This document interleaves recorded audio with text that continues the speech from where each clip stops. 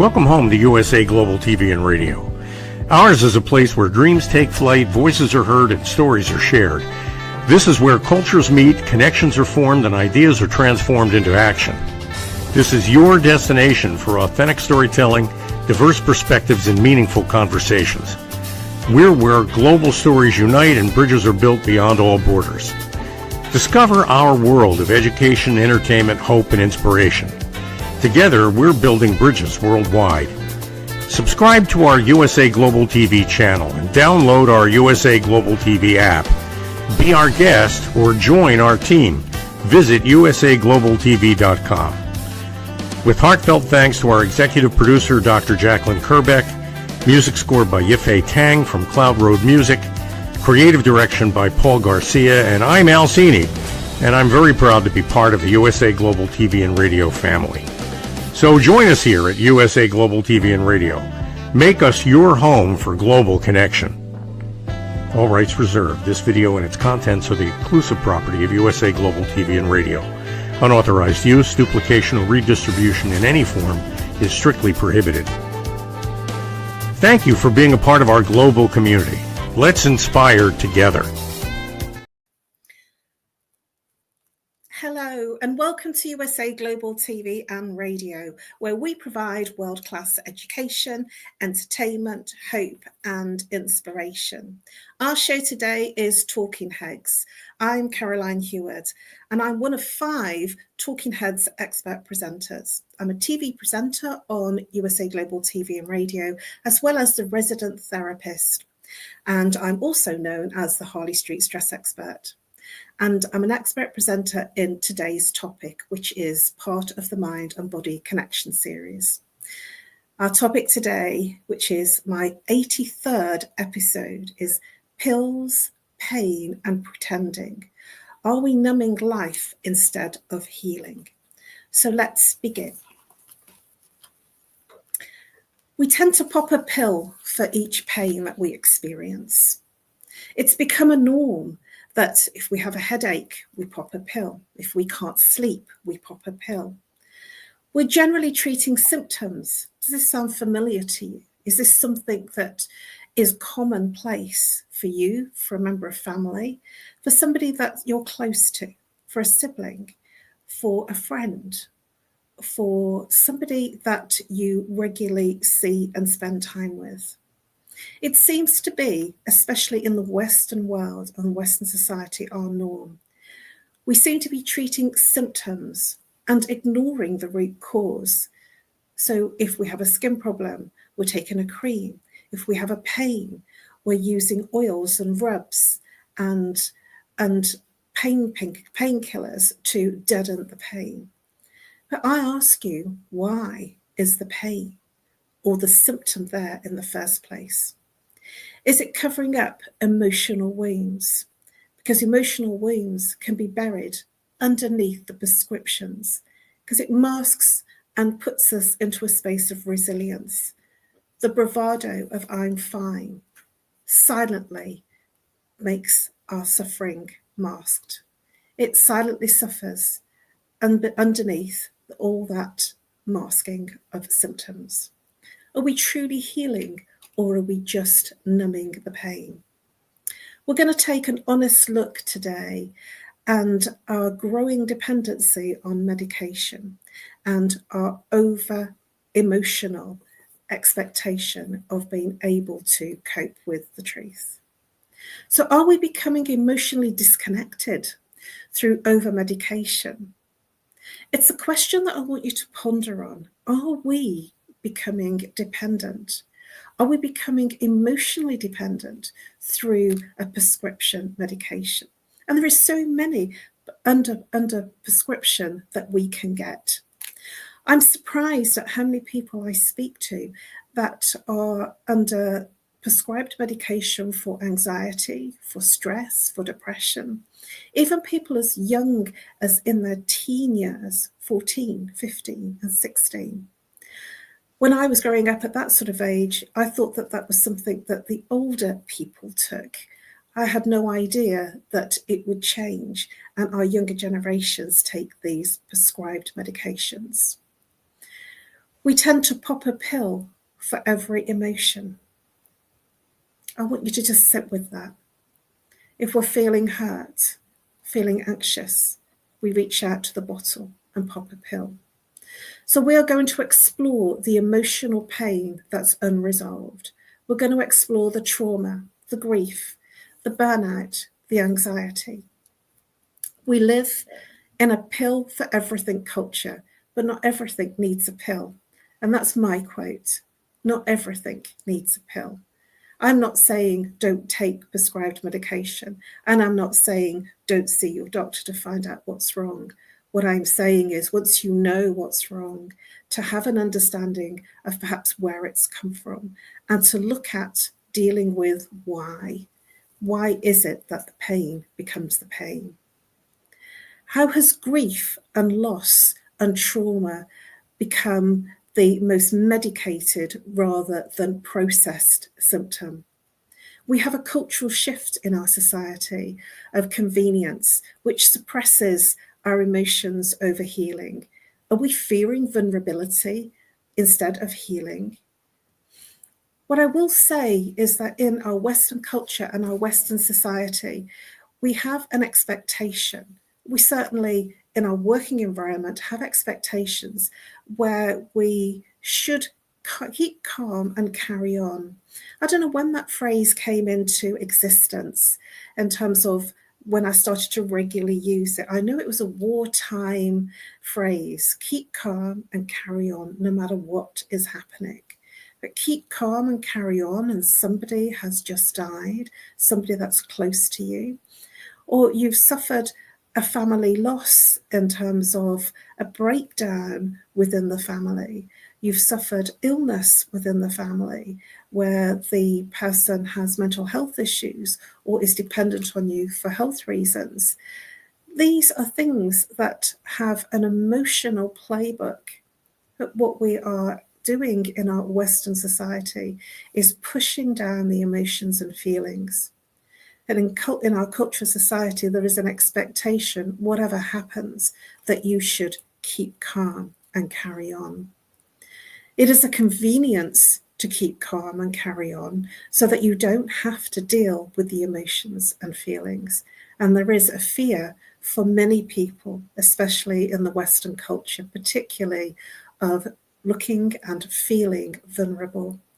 It is not a good look to feel and look vulnerable, and yet it is the most human experience, that level of vulnerability through life, because life hits us. Life has its own challenges. We can't not go through life and not feel vulnerable in times of stress and life changes, such as sickness, death, and when people break down in their relationships, their friendships, marriages, these are almost like a bereavement, but with the person still being alive. And it is okay to feel vulnerable in times like this.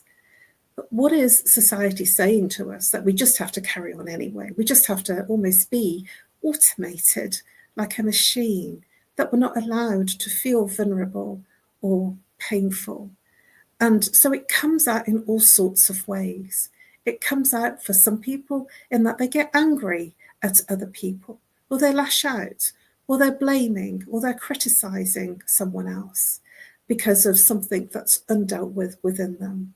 Have you been subject to somebody lashing out at you and almost throwing their toys out the pram every time you do something little that might not be appropriate for them? I've been guilty of that in terms of experiencing that when something is going wrong for someone, that I've been at the brutal end of somebody's punch bag, and it's not a pleasant experience. Do you ever get the experience where people have thrown their toys out the pram at you? They're threatening you. They're saying, I'm going to leave. I'm not doing this if you don't do this. This is how it's coming out, an unresolved emotion, an unresolved anger. When we are angry about something and we're not dealing with that anger, when we suppress it, it gets expressed in our external environment at others and at situations and experiences, which is really nothing to do with the other person.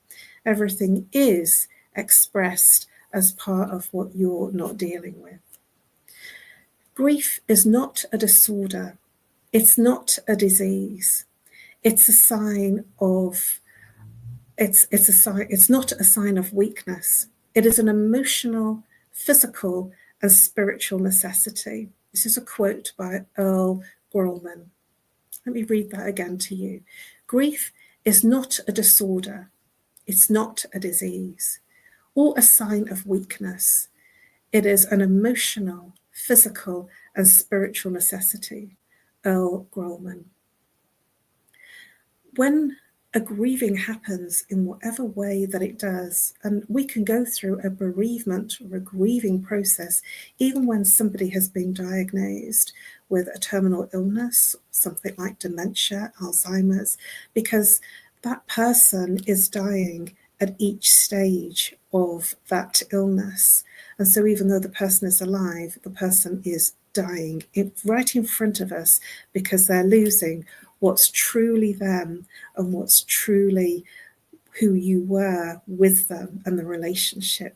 And so we have many grievings when somebody has been given a terminal diagnosis that is difficult for the family, for the friends, for the relationships to deal with.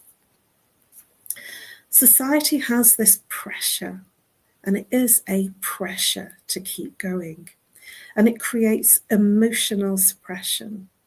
And what I mean by that is if you feel like you just want to scream or cry in anger, in upset, in sadness, it's okay. It's absolutely okay to do that. Instead of treating the symptoms, not the root cause, it's completely okay to feel that sense of expression of your emotions. Why do people make it wrong to express our emotions? Because we're generally a society, certainly in the Western world, that we don't handle somebody else's emotions really well.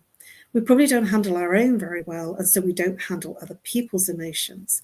And so there is a fair weather saying, how are you today? And many people turn around and say very quickly, it's almost like a knee-jerk or an instinctual reaction, I'm fine. But when somebody says, I'm fine, it's really not true, because you wouldn't say, I'm fine, and mean it. And even if they're not fine, if you say it again, how are you? They might turn around and say, I'm okay. Ask a third time, how are you? And then you might get a true answer. You might get a real answer. It is emotional. There are physical and psychological consequences of masking the symptoms of emotional pain. There is depression as a side effect, and there are all sorts of side effects related to taking prescribed medication. I don't have a huge downer on people taking medication. It is not my path of taking medication and treating symptoms. And at the same time, I understand and totally respect when somebody is taking medication for symptoms that it is their path. What I question and what I ask is, what's it in relation to? What is that skin problem in relation to? What is the high blood pressure in relation to? When you suddenly get something and suddenly it disappears, what changed? Because our body is expressing what we are not dealing with. When you suppress it, it expresses in your body and in your physiology and in your emotional and feeling sensitivity. So I question and I invite you to look at when you are popping a pill for something, for a symptom, maybe you can't sleep, to just look at your life. And sometimes it's difficult to look at your life, and sometimes it's challenging to look at why, because it's so much easier to pop the pill. And I didn't change until I worked for a company called Holland & Barrett, and I was only 27 at the time. I worked for Holland & Barrett as a manager, and I was really interested in the health regime and in all the different supplements and health alternatives that could be used. I was extremely explorative, and I took a lot of interest in all of the training. And at 27 years old, I realized that the pill that I was popping for the antibiotics wasn't solving the constant throat infections and tonsillitis. And it was in that space that I started understanding why the tonsillitis was the tonsillitis, why it kept repeating, why I had irritable bowel syndrome, what was creating it, what was my reaction. And now I'm much more self-aware of my personal reactions versus what I'm actually feeling and experiencing from a symptom basis. And so when I feel angry, I notice different things that flare up if I don't express the emotion. And I'm not suggesting that you get angry at someone, because that emotion is yours to handle, that is yours to experience and yours to feel. And it's a perfectly natural, anger is perfectly natural for you to experience as a response to things that are happening in your life. We can't control everything. And the things that we tend to get angry about are things that we can't control.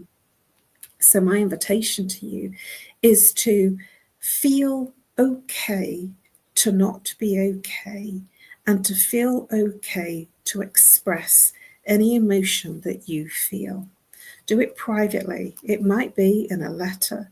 It might be that you find someone that you feel comfortable to talk to, that can be a confidant, that will allow you to speak openly without fear of you feeling vulnerable or judgment.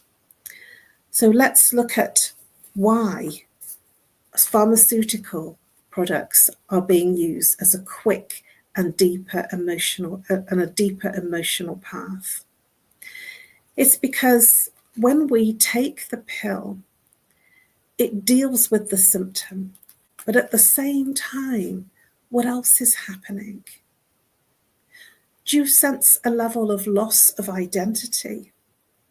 I know that many people that take antidepressants, one of the experiences that they feel is a numbness of anything, a numbness of pleasure, of pain, of desire, of anything, of comfort, of a feeling of sadness, a feeling of pleasure.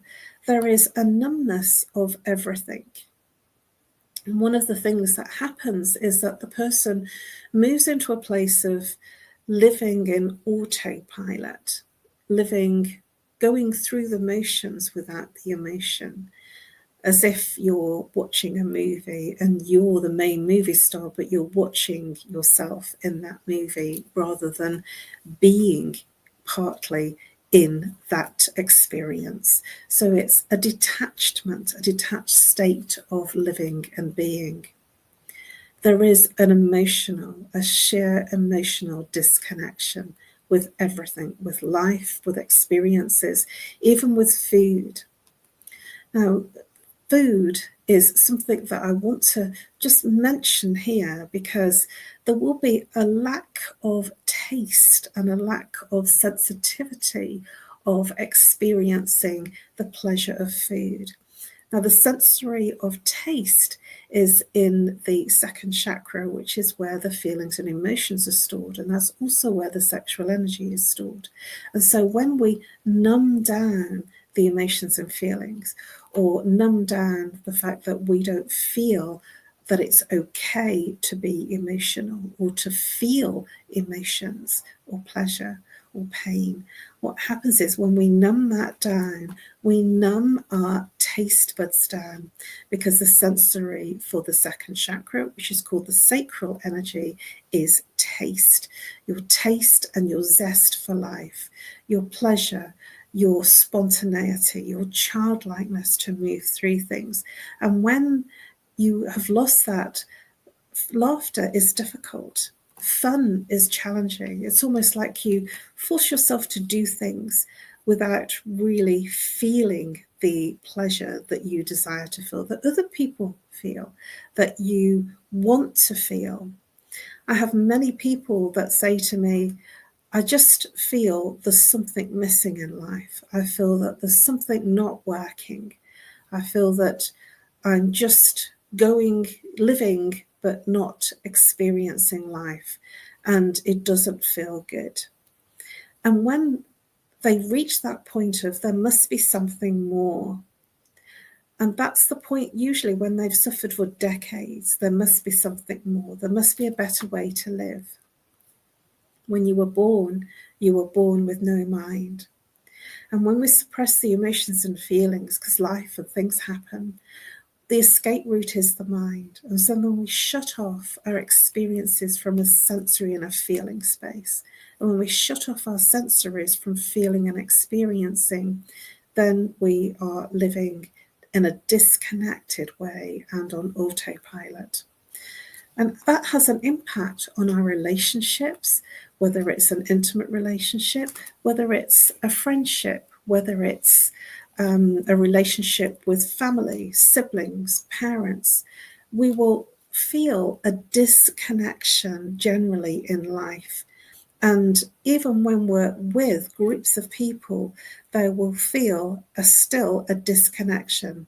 It's like watching a movie play out in front of you, and you're seeing everybody else having fun and it's all good, but it's almost like you don't feel it. And that takes a huge toll on the body, emotionally, physically, and mentally. Because if you're pushing yourself through each day and not experiencing how you were meant to experience life, that creates a huge toll. And that also takes you out of who you were supposed to be and how you were supposed to live and how you were supposed to experience life. Remember the analogy of the newborn baby. Everybody will goo and gar at a newborn baby because there is no mind, there is no working something out or pushing through something. There is only a sensory experience of pleasure. That's all there is. Yes, there is no mind. And if they smell chocolate, they want it. Doesn't matter what time, they won't analyze it. So I invite you to get back to who you were born to be rather than who you think you should be. Yes, there are times and there are moments where you have to get the job done, not to the demise of being able to express and to feel what feels rightfully okay for you to feel when there is a challenge within your life. So how can we recognize the signs of dependency and both with emotional and chemical? So for some people, there may be an overzealous of emotions, and there might be an overzealous reaction to taking pharmaceutical medication. Notice when you do reach out to pop a pill, what's actually going on in your life. So let's look at beyond the intervention of medication. Let's look at other things that you could look at instead of popping the pill. Talk therapy. That's something that I have done for 25 years. And I started looking at different ways of treating myself when I lost my father. And I was diagnosed as clinically depressed after he died. It was 6 months later. And it was quite a shock to me to have that diagnosis. And the first thing that I was offered was antidepressants. And that frightened me that it was offered so easily and so simply. And that was back in 2000. So we've come a long way since then, and much has changed. And there is much more emphasis on writing a prescription from the doctor's perspective for depression. Being clinically diagnosed is something that many people wear as a label. It horrified me, and so I started to look for answers. And in looking for answers, I found my solutions in new training and a new career. And part of that training was to look at all types of alternative complementary therapy. At that time, it was called alternative therapy, but complementary therapy, to enable me to process what I hadn't processed when my father died. And what it also did was it enabled me to process things that I hadn't processed when I was a child, and through all the different life changes and challenges that I had experienced. And so talk therapy I found incredibly helpful, not from the perspective of just saying everything that I needed to say for an hour, but in the talk therapy training that I did, I actually trained in chakra psychology and human behavior. And so it was about how the mind and body connects and what happens to the person physically, emotionally, spiritually, behaviorally when there's an imbalance. And the imbalance is the symptom. So depression, even though many people can't see it and they can't touch it, it's something that we experience. It's like back pain. It's something that you can't see and can't really touch on another person, but the person who suffers with it suffers in extraordinary pain. Talk therapy in terms of identifying the root cause. That's what I'm talking about. For some people, it's really comfortable for them to sit in front of a practitioner and say everything that's wrong for an hour and they feel better. And that's the first part, awareness. We have to do the awareness to understand what's going on. One of the things that the natural and the normal medical route of talk therapy, it doesn't have the what to do about it, the solutions. It brings everything up and gives you awareness, and it gives you understanding of what the problems are. Many medical and normal route therapies don't give you solutions. And so the training that I've done is solution providing. You tell me you have neck pain, I will identify the root cause of the neck pain. You tell me how you have depression, I will identify the root cause of your depression. It might be something that happened 5 years ago, 5 months ago, 10 years ago, 20 years ago. It doesn't matter. It's about identifying why. And some people might have felt that way for a very long time. And if you felt like that for a very long time, that you've just kind of brushed yourself down and got on with things, there is an answer beyond popping a pill. There is an answer beyond just keeping calm and carrying on. There is an answer beyond popping the pill and not dealing with the internal trauma. Also, energy healing is another, and that's part of the work that I do in terms of talking through, but at the same time, it's more about giving solutions. So I would say that it was more mentoring, solution providing, talk therapy, mentoring, so that the person has understanding, insight, awareness, and therefore that begins a natural process of healing. Emotional processing is key to this. It might be that something happened so long ago it's not relevant to your life right now. And if it's not relevant to your life, then there is very little emotional processing for you to do. But that doesn't forgive the times that, even though it might be a long time ago, that you never actually handled the trauma in terms of the emotions and the undealt with feelings. It's important to have a safe space to express openly how you feel and what's coming up for you. It is important to feel that it's okay to be in a space of creative healing. To be in that space of creative healing, whatever it is, whether it's print therapy, whether it's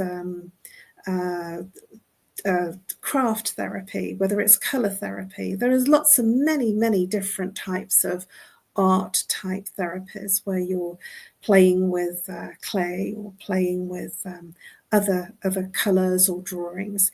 And it's integral to work with some of those therapies for some people, because many of us are able to get through and past what we're feeling and experiencing by using different types of creative therapies, such as art therapy. And these types of creative therapies are really good for children in terms of releasing any emotion that they feel, because they draw what they're not feeling that they can express. It's important to have support systems in place, however you find them, whether it's in groups, support groups, whether it's in a family setting, or whether it's in a place where you have a confidant, a friend, or a therapist, where it's somewhere that you feel safe to express without being judged. If you are looking for some solutions, and if you are looking for some insights from the other person, that it's safe to ask, even though you don't have to take on what that person has been saying. You can listen and take on board what feels right for you, but not feel that it's necessary to take on everything that they say. So having open conversations is critical, especially when you have experiences of pain, loss, and emotion. Medications can silence symptoms, but they can't heal the soul. The dangers of presenting and pretending that everything is okay when it's clearly not. Sometimes the bravest thing that you can do is to stop pretending you're okay. So what does it mean to truly heal and feel healed again? Healing is not in a bottle. Let me say that again. Healing is not in a bottle. It's not a pill. It's not a potion or a lotion. It is facing the uncomfortable. It is allowing ourselves to heal. It is finding that safe space to process life's challenges, whatever they may be. It is to move beyond the masking of the pain and start honouring the journey of emotional recovery. Pretending might keep us functioning, but the true healing helps us to find the first step. Choosing truth over temporary relief is the bravest thing we can do to feel and to deal with our hugest challenges. Thank you for your interest, and thank you for your attention. Please subscribe to USA Global TV and Radio, where you will find all of our Talking Heads episodes under the playlist Talking Heads. I believe I've been a Talking Heads expert for probably about 3 years now. I'm not sure. Next time I come on my episode, I will check. I certainly know that I've done episodes in 2022, 23, 24, and this year. Please subscribe to our YouTube channels. We have been awarded the Silver Creator Award and gained over 100,000 subscribers on our main channel. You can find all of our Talking Heads episodes under the playlist Talking Heads. Please do reach out to me if I may be of service to you in any way. You can contact me on, if you're international, +44. If you're local, 07523 120 189. Please download our app, USA Global TV and Radio, and be part of the global family, bringing hope, education, inspiration through storytelling. And it's available on Amazon Fire, Roku, Android, Apple TV, TikTok, and X. Thank you so much for being part of your healing journey with me today.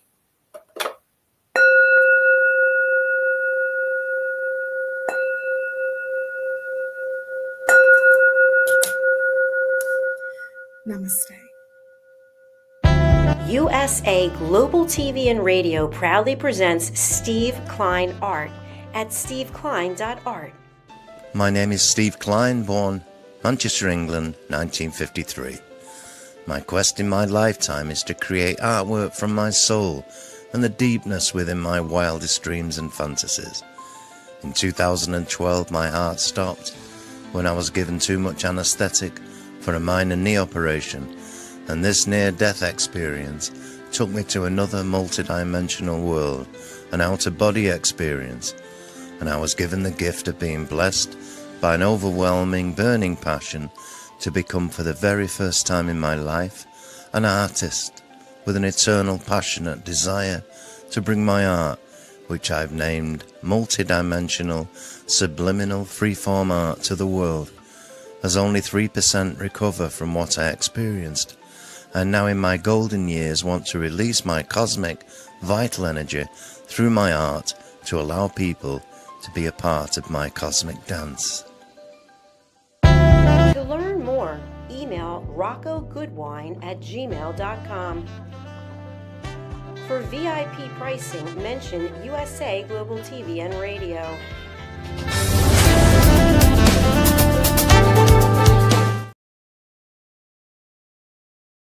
Thank you, viewers and listeners of USA Global TV and Radio, for joining us today. We're honoured to have your time and attention as part of our global community. At USA Global TV and Radio, we believe in the power of authentic conversations, meaningful connections, and creating a world of possibilities together. Want to be part of something bigger? Join our team of elevated listeners at usaglobaltv.com, a space where your voice matters and your ability to listen transforms relationships. Stay connected with us across all our platforms for thought-provoking discussions, expert insights, and empowering stories. Subscribe to our channels at youtube.com/c/USA Global TV. Follow us on social media and explore the endless opportunities we're creating for growth, learning, and inspiration. Together, we're not just broadcasting, we're building bridges and changing lives one conversation at a time. For inquiries, contact us at info@usaglobaltv.com. Music by Johnny Dyes. Produced by Executive Producer and Director Dr. Jacqueline Kerbeck. Voiceover by Mike Porter. Creative Direction by Paul Garcia.